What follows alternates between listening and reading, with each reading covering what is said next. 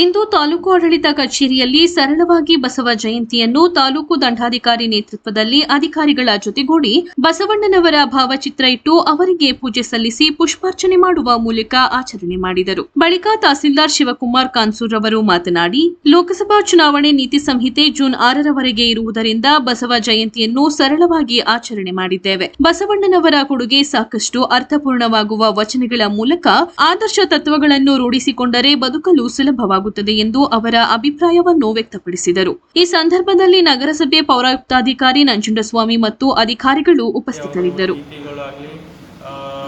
ಈಗಿನ ಏನು ಆ ಟೈಮಲ್ಲಿ ಸಾಮಾಜಿಕ ಕ್ರಾಂತಿಯನ್ನು ಸೋಷಿಯಲ್ ರಿಫಾರ್ಮ್ಸ್ ಏನು ಮಾಡಿದ್ರು ಇವಾಗೂ ಕೂಡ ಅದು ಅದೇ ಪ್ರಕಾರ ಮುಖ್ಯವಾಗಿರುತ್ತದೆ. ಅವರ ವಚನಗಳು ನಾವು ಕಲ್ತ್ಕೊಂಡ್ರೆ ನಮ್ಮ ಜೀವನ ಸುಖವಾಗಿ ಮತ್ತು ಒಳ್ಳೆಯದಾಗಿ ಬದುಕಕ್ಕೆ ಒಂದು ಮಾರ್ಗದರ್ಶಿಯಾಗಿರುತ್ತದೆ.